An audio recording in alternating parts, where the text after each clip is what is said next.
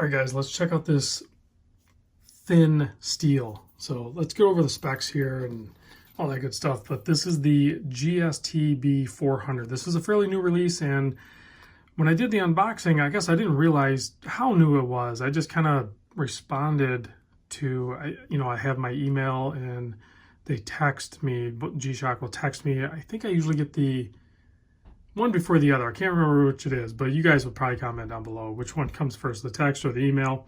I think it was the email, and I responded, or I clicked on the email, and I went to the G-Shock website, and I just picked the one with the strap because honestly, I feel like some of the larger bracelet models just don't really work for me, and the straps typically will, so I wanted it on strap. Plus, it was less money, $320 versus the $400 for the steel one on steel bracelet, or there's a $500 one, which is the black coated with the black coated steel bracelet as well. So saved myself some money, and I believe, granted I haven't checked out the bracelet one, but I believe the strap one is the one to get, at least for me, as far as comfort goes. Now when it comes to the squares, obviously I like the metal bracelets, but the larger G-Shocks, I think I like the strap option better. So $320 is what I paid, and they shipped it right away. I got it super fast, so I must have been one of the first ones to get it or something, at least in the channels, for the YouTube channels. But anyway, they're claiming this one as the thin steel. Well, it is thin, and I'm going to start off with the thickness or thinness instead of the other measurements because that's its main claim. I measure it at just over 13 millimeter, like 13.15. So as far in the G-Shock world, for a larger G-Shock, 13 millimeter, that is thin. To put that into some sort of reference, most dive watches, automatic dive watches, with the 120 click bezel and all that stuff, those are usually around 13.5 millimeter thick. So this is thinner than most of the dive watches you see out there. And you're talking about a G-Shock. They're usually not that thin. So it's thin. In their world, it's thin. So the rest of the case size, now I measure it, to be fair, I measure it from here, not the button and not these extremities here, but I measure from here to here, and the case is 44 millimeter. I know you're wondering what this one is. I measure that as well. This is 49.3. I'm totally fine with that. This is still, in the large G-Shock world, this is a small variant for sure.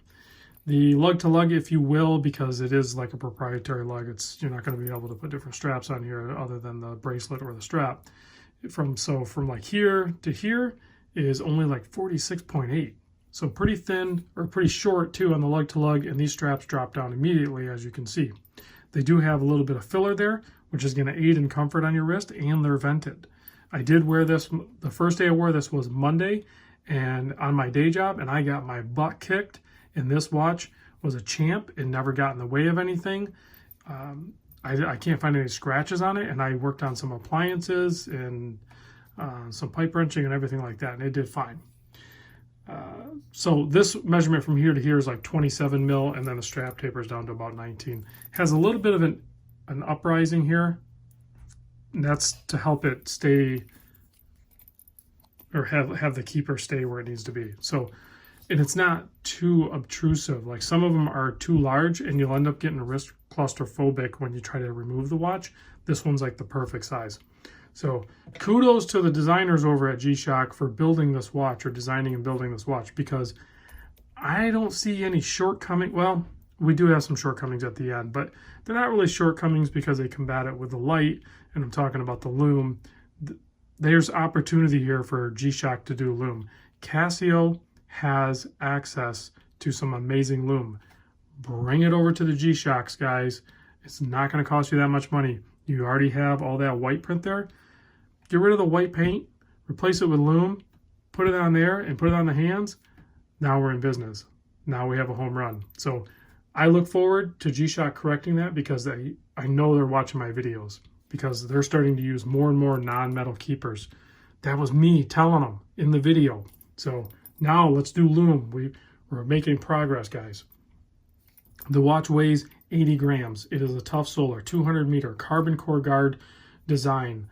So it is insanely tough, as all G-Shocks should be and are. So if we zoom in on the case back here, you can see it's a fully milled welt one with 4 Phillips screws holding it down with a bunch of credentials on the back there. So Japan movement, the module is a 5657. It is cased in China, like most watches are. And it is a Bluetooth one. I stopped connecting my G-Shocks to Bluetooth. I think there's some cool things you can do, and it's easy to set up if you're like techie and you're into hooking up Bluetooth things to your phone and just controlling it that way. But G-Shock's modules are, once you've owned a few of them, or a lot of them in my case, they're really intuitive. You hold down the adjust button, it's gonna beep, and then you're gonna cycle through. So like, I'll just show you. Okay, now it beeps. Now down there you can see, maybe, the negative display is a little hard to see. It says New York. So you can cycle through forward and backward, and it's going to set whatever time zone you want it to. It's going to get you really close, and then you can dial in the time.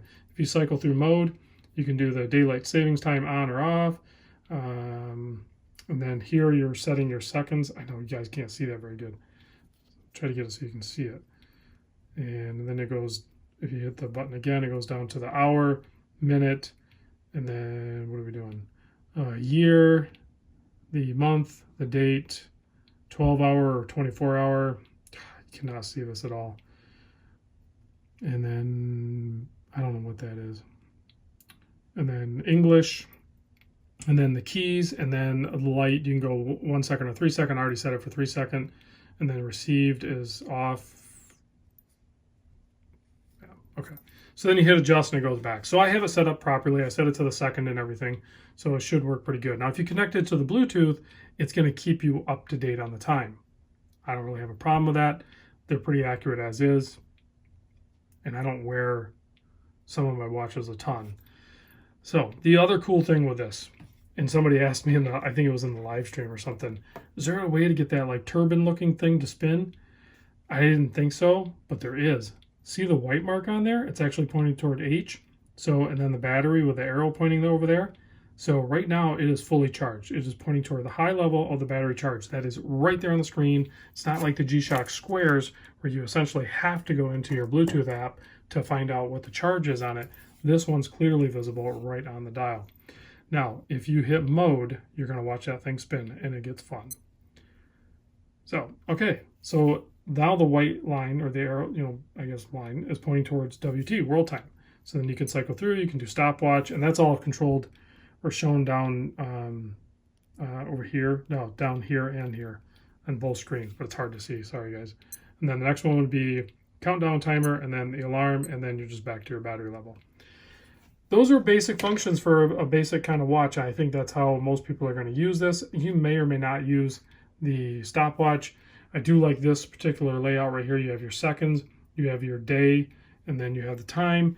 I think you can change that some. Yeah, so if I hit it, you can go with the digital display of the time and the analog. Well, I don't know why you'd want to see it twice.